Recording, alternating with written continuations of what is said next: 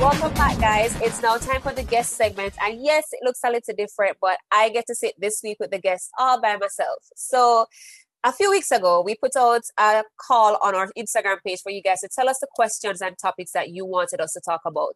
And one of you viewers at Tori.Cassell suggested that we talk about period poverty in Jamaica. And so we reached out to someone who has been doing a lot of work in that space.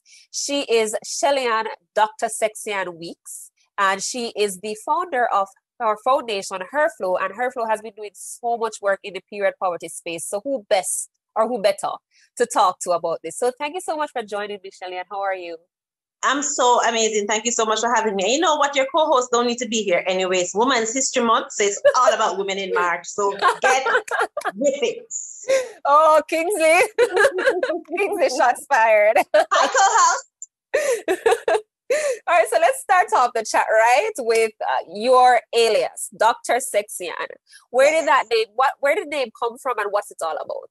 Well, you know what? It really was me being very, very cheeky. I had a radio show a few years ago, and on the show, I talked about sexuality, and I focused a lot of my attention on female sexuality, just because I think that girls get shafted when it comes to expressing ourselves sexually, and because we are not allowed to even say the word or show any interest or have any desire or act as if we are sexual beings at all.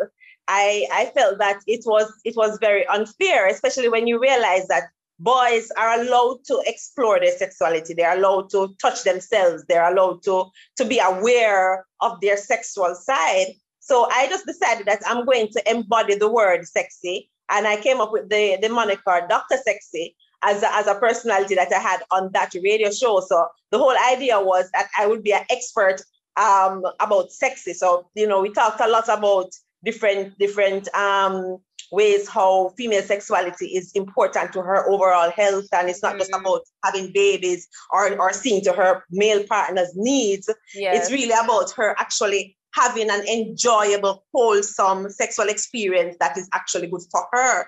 And so, you know, it kind of grew from there, but it started off with me just being really cheeky, because I was like, so what? Women are sexy. We're supposed to be sexy. We should embrace our sexy. What do you mean?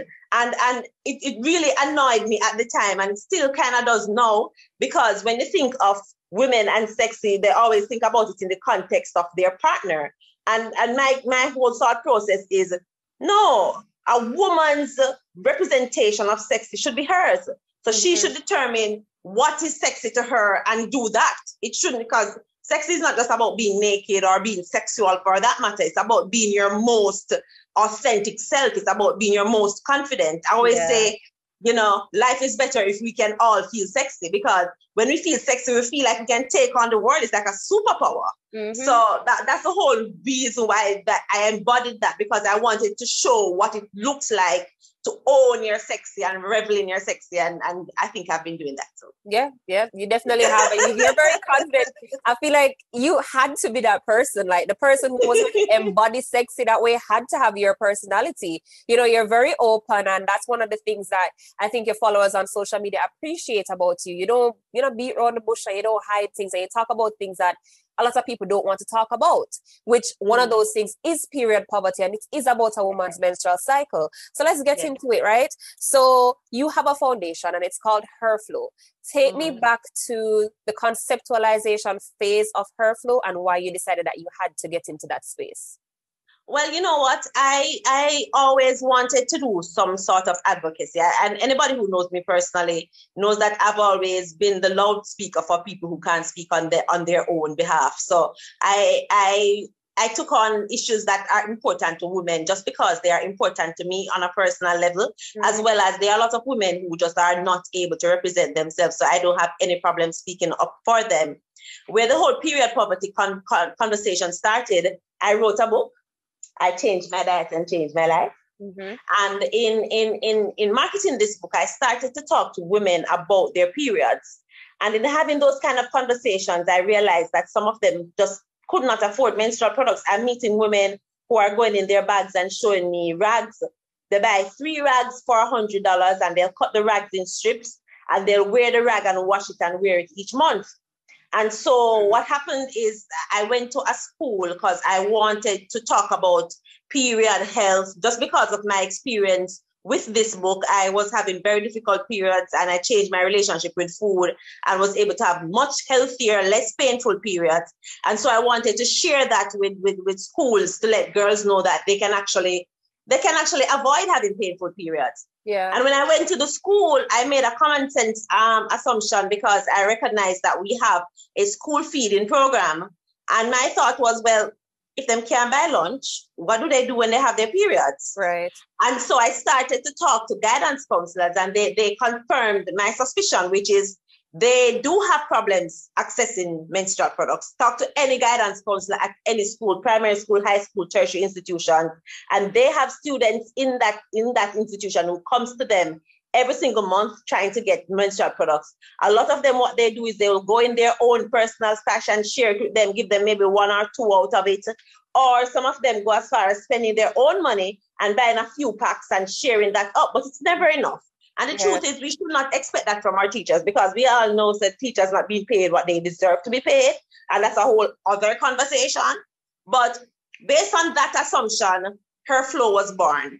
And I wanted to use HerFlow as a frame of reference where women and girls can get access to information about their bodies. And because I also believe that we still are not learning enough about our bodies. We do not understand what is healthy and what is not healthy. Even as it relates to our period, you'll be surprised how little we actually understand about our period hygiene, what is the best way for us to take care of our bodies so that we can be at our healthiest. And all of those kind of conversations we have when we do workshops in school. But where period poverty is concerned, I wanted to create a space where girls can get access for free menstrual products so that they don't have to stop from school. Because when I have those conversations with guidance counselors, they can tell me the names of the girls who every month they know they're not going to see them for a few days because they don't have any pads. So just imagine if you're sitting in an exam, for example, and your period starts and you know you don't have any pad. How much are you concentrating on that? You can't concentrate. You're comfortable exactly. for one. Exactly. So, I mean, even as women, we can't function in that kind of space. Mm-hmm. So I started that the first year HerFlow was formed, we went to 3 schools. The second year we went to a little over 100 schools.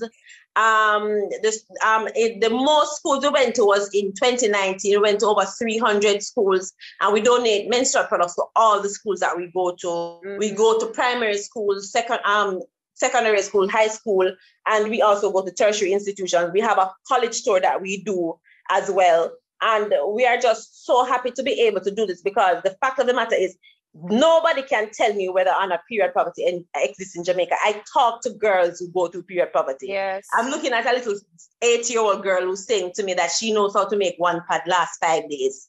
And what she does is she put tissue on top of it and she just changes the tissue. Wow. Right? Yeah. Now, we all know that that is not hygienic, because, and then we find that we have fun. When I go to some of the schools and the girls walk past you and you smell them because they're wearing the 1 pad too long, because they're trying to keep them as long as possible so that it can last them. Mm-hmm. So this is not a question for me. Like, there are people who try to disagree and say, oh no, those things are happening in Jamaica right now. It's the thing of the past. So that y'all you don't have to agree with me. I talk to the people on the ground. I know what it is. And I'm telling you, just for your own information, talk to any guidance counselor in a school in Jamaica, and they will tell you personally that they have spent their own money or they have given their own menstrual products to kids at their school, because it is necessary, and period poverty is a real thing in Jamaica. So let's paint the picture now. Somebody might be watching and wondering, okay, why is this such a big problem? So what explains to us the affordability issue when it comes to menstrual hygiene products? All right. Well, first of all, we assume that, the cheapest pad on the market is about $120 a pack. Mm-hmm. And the most expensive pad on the market can go up as high as about $1,500, depending on where you buy it from. Now, obviously, there's a whole heap of space between that, and buying products is dependent on a lot of things for a lot of women who can afford it. Okay, so when you talk to a mother, and a mother has 3 children, and she has $500. One of the 3 children that she has is a girl. She still has a period. Her daughter has a period. She has $500 and she needs to feed all 4 of them. What is she going to buy? Food or pad? Mm-hmm. Food, more than likely. That's literally what it comes down to. Yeah. When you talk, do you know you have a lot of women who are working, who's in jobs right now, who's sitting on a piece of toilet paper in her underwear instead of a pad? She just never have the money this month. Yeah. And something had because to be. by the time she pay our bills and she take care of all her other responsibilities, she have bus fare to take her to and from work.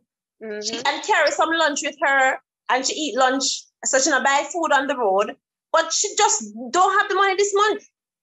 Mm-hmm. Right? The truth of the matter is that we underestimate the level of poverty in this country. I had a woman say to me once, well, these poor women that I'm talking about, she see them all the time and them have hairstyle and makeup and eyelash and all kind of things. And my question to her was, okay, so what does a woman need to look like for you to decide that she needs help? How does she need to dress for you to think that she deserves assistance? That you think that she deserves a pack of pad? How she needs to dress so you can be convinced that you can give her a free pack of pad? And by the way, we have over 300 clinics across this island, and you can go to every single one of them and get as many condoms as you want to get free of charge. None of them you can go in and get any pad. Something I intend to change, by the way, this year. Mm-hmm. I'm just saying, if we can afford free condoms, we can afford free menstrual products. I'm not saying not to have free condoms, because free condoms are important. Yes. But we can also have free menstrual products. Right, yes. So there is a lot that we need to address in general, but the average person watching us right now, and they are saying, okay, wow, this is a dismal situation and I want to assist. How can they assist? Visit my website, embraceherflow.com. Mm-hmm. There are links there that you can go on to click to donate. We accept donations of all menstrual products, not just the disposable ones. We accept donations of reusable menstrual products too. We have free menstrual cups for the women who like to try it. I think every woman in Jamaica needs to try a reusable menstrual product. Mm-hmm. And that's because I believe that is really the more sustainable solution to period poverty. Because if you give a little girl a set of period panties, for example, period panties are panties that you can wear. They are leak proof. They're made from organic material. They're very comfortable. They are machine washable. They don't encourage bacteria buildup.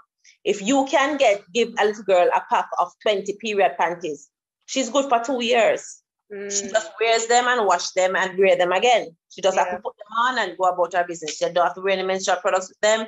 She's good to go. So I think that reusable products are really a sustainable solution to period poverty. So I encourage somebody to try a reusable product. And if you're not sure how to do it, DM me as well. I'm on Instagram, Facebook, all of them at HerFlow, HerFlow.